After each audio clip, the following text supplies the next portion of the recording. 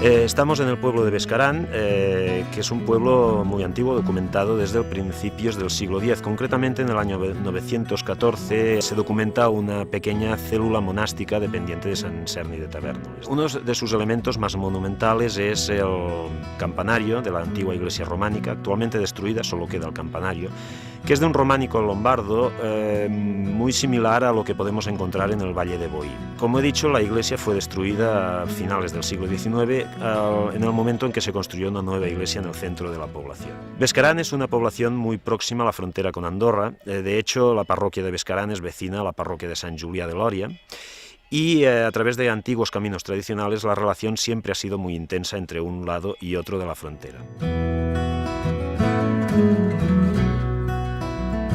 Desde el final de la Guerra de Sucesión y en los decretos de Nueva Planta, Andorra queda aislada, definitivamente truncada en algún sentido de lo que hasta entonces había sido el Principado de Cataluña, de manera que empieza a quedar desvinculada de las políticas fiscales de la corona española.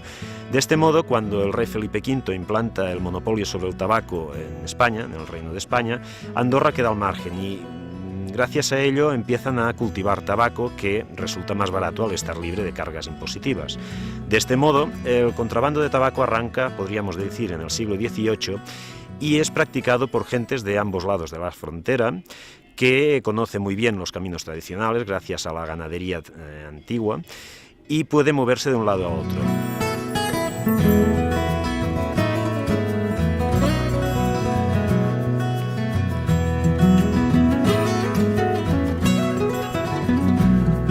Bien, y ahora seguiremos hacia Colldepimés, que era el punto fronterizo con Andorra por donde se hacía el contrabando.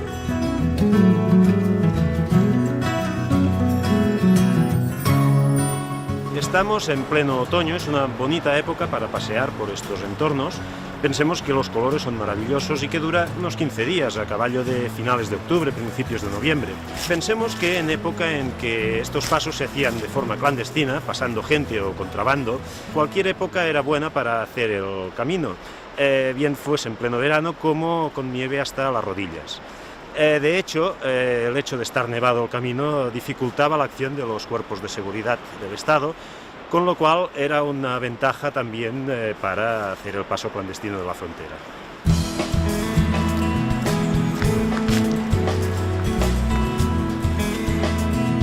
El pueblo de Bescarán se encuentra a menos de 10 kilómetros en línea recta al noreste de la ciudad de la Seu d'Urgell, en la provincia de Lleida, muy cerca de la frontera con Andorra. Quien nos hace toda esta explicación es el historiador Carlos Gascón, especialista en historia medieval.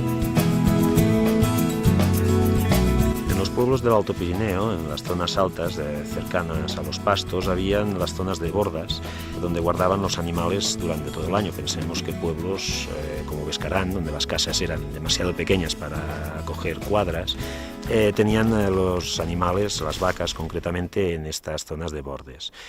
Eran lugares, por lo tanto, habilitados durante todo el año en los cuales además se podían acoger personas, mercancías, fardos de tabaco, etcétera, etcétera.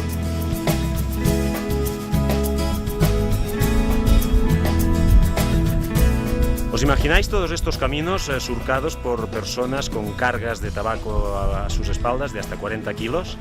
Pues imaginaos además estas mismas personas guiando grupos de hasta 100 personas para huir de determinadas realidades políticas de España en dirección a Andorra. Personas vinculadas a partidos de derechas, a órdenes religiosos e incluso desertores del ejército que tienen que huir del país a través de estos caminos para llegar al al Principado de Andorra.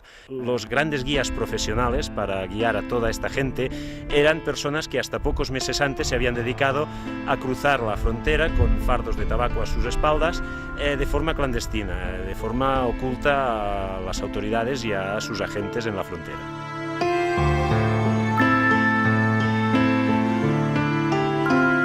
Cuando termina la guerra civil, el flujo de refugiados desde el sur hacia el Principado de Andorra se detiene, pero pronto empezará un flujo en sentido contrario, en dirección norte-sur, de refugiados de naturaleza muy distinta, que huyen de la Segunda Guerra Mundial en Europa. En un principio son soldados franceses que huyen de la derrota de Francia, después aviadores aliados que son derribados sobre territorio enemigo, y finalmente también los judíos. Los judíos, como sabemos, son una minoría perseguida por el régimen nazi de Adolf Hitler, que a medida que los ejércitos alemanes van conquistando territorios, tienen que retirarse para evitar caer prisioneros y ser ingresados en campos de concentración y de exterminio.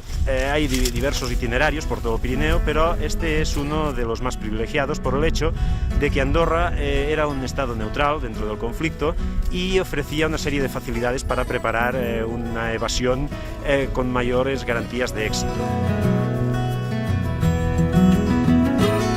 La epopeya vivida por tantas familias judías ha motivado el proyecto de una serie de rutas señalizadas que atraviesan el Pirineo catalán por 4 comarcas, la Vall d'Aran, el Pallars Sobirà, l'Alt Urgell y la Cerdaña. Son rutas perfectamente señalizadas que siguen los pasos de estas familias guiadas por la gente del país y que tienen a lo largo de sus itinerarios una serie de puntos de interpretación que nos permiten conocer más una historia que es francamente desconocida no solo por el público en general, sino incluso por la misma gente de aquí del territorio. La historia de estas familias huidas del régimen de opresión que hallaron la libertad una vez cruzada la frontera, ha motivado este proyecto que se llama Caminos de Libertad.